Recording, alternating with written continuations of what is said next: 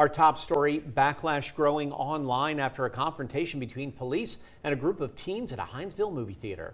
And tonight, officers are responding by releasing body camera video of the incident. WSAV's Sarah Smith spoke with police leadership about what led up to the arrests and why they say force was necessary. Of the handful of teenagers on movie theater property, 2 of them were arrested. Now, as community members are questioning and criticizing the police officers' use of force, the assistant chief here in Hinesville says he's going to let the body camera video speak for itself.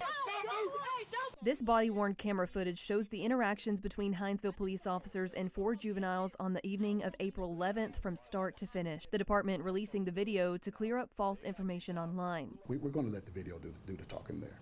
Assistant Chief Terry Smith says the teens were causing issues inside the movie theater and staff asked the officer to remove them around 10:54 p.m. Come on. Let's go. According to the footage, the officer told the teens to leave the theater and the parking lot. Make sure you guys clear the parking lot. So you can go over to Kroger if you want. But they returned several times. I know they're not coming back. One of the young men was seen riding a shopping cart back and forth onto the property, the teens later saying they were waiting on a ride home. The juveniles were asked to leave the movie theater and its property, and they just did not comply. Around 11:10, the teens were told they were being detained. One of the young men ran from police. No, stop. Watch. He was later located but ran a second time. He was later tackled and put in handcuffs. According to HPD, the juvenile was taken to the ground. The officer placed a knee on his shoulder and he was stood up within 5 seconds. A second teen was also detained for obstruction. One of the young men appeared to be under the influence of a controlled substance, according to the incident report, and had 2 vape devices on him. According to the officer, teens causing interruptions at the movie theater have been more and more common. We deal with this like every other weekend up here at the movie theater. How many times am I going to tell you to leave before I arrest you? WSAV did reach out to the parents of 2 of the teenagers for an interview, but we did not hear back. In Hinesville, I'm Sarah Smith, WSAV News 3, on your side. New tonight at 6, Chatham County Police warning residents after a string of vehicle break-ins in the Berwick and Georgetown areas. Police say the break-ins are unusual because most entering auto cases in Chatham County actually involve unlocked vehicles, not broken windows or forced entry. Investigators say the thieves typically try to avoid making noise or draw attention to themselves, making the recent trend concerning for law enforcement.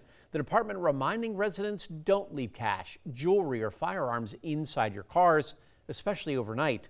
Police stress any neighborhood can become a target and encourage residents to report suspicious activity immediately. After months of debate, Beaufort County Council has officially moved forward with a new gunfire ordinance targeting unincorporated areas of the county.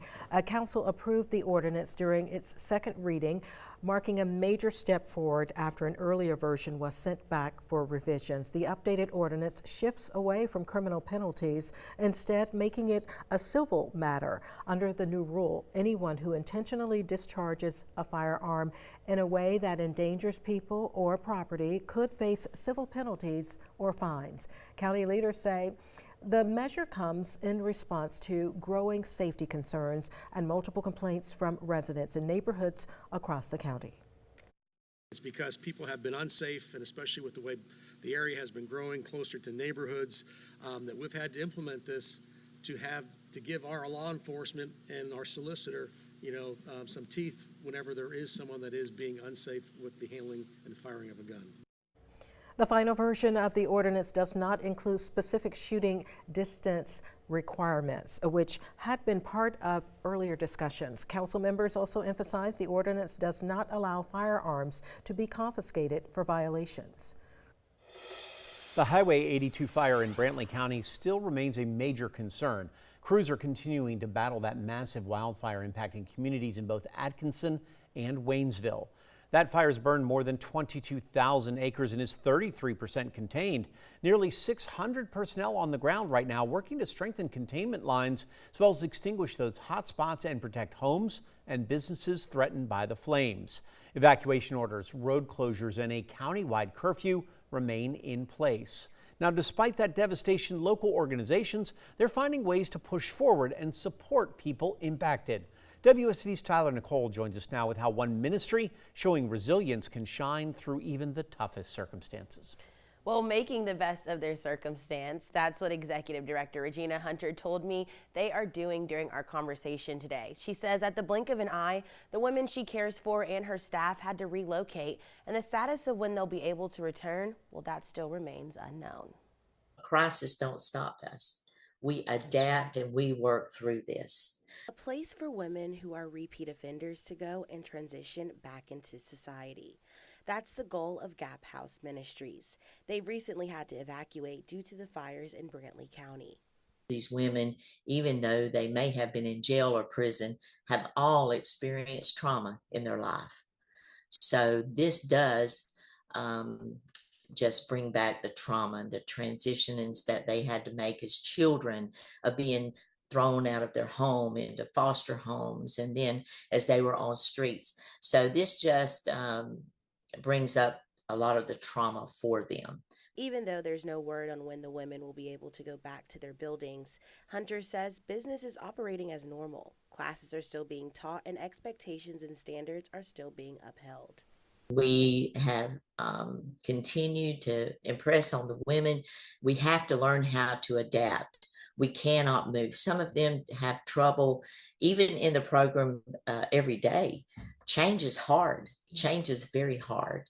Even in the worst condition, people will stay in that situation because they have adapted to that emotionally and physically. They don't know any different. So our goal is to help women realign themselves to a healthy pattern of living. If you would like to donate to Gap House Ministries, we have a link for you to do so at wsav.com/wildfire donations. Tyler Nicole, WSAV News 3. Tyler, thank you. Affordable housing continues to be a growing concern across Savannah, and now city leaders are taking steps to help address the need.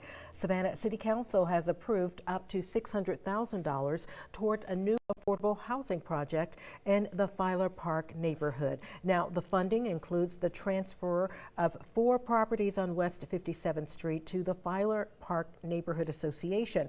1 property will remain a community resource center, while the other 3 will be developed into affordable single-family homes. Community leaders say the goal is to provide stable housing options, particularly for families and individuals working to transition out of homelessness.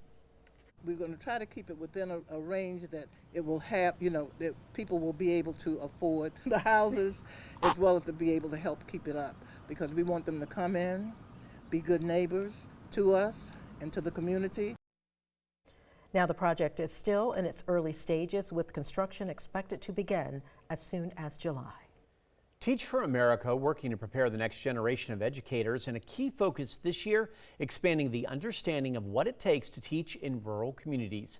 WSAV's Evan Smoke reports from Candler County, where educators from across the country got a firsthand look at local classrooms and culture. Here in Matter, educators from across our nation got a chance to learn about rural education today and how it can benefit their school systems back home. Teachers and support staff spent the day touring local schools and listening to students and school leaders. Program officials said the event was part of a larger push to help rural schools, the Rural Leadership Academy. Participants became immersed with the full Candler County School District experience, including a trip down the slide. Multiple educators spoke to WSAV about what they learned. I've learned how important it is for students to have so much pride in their school. With all the interactions I've had with the students here this morning, I feel so much pride that the students have, so much pride that the staff has. How important culture is, how important it is that your staff and your students are bought into that culture. Educators from 22 states participated in today's program in Candler County. Reporting in Metter, Evan Smoke, WSAV News 3, on your side.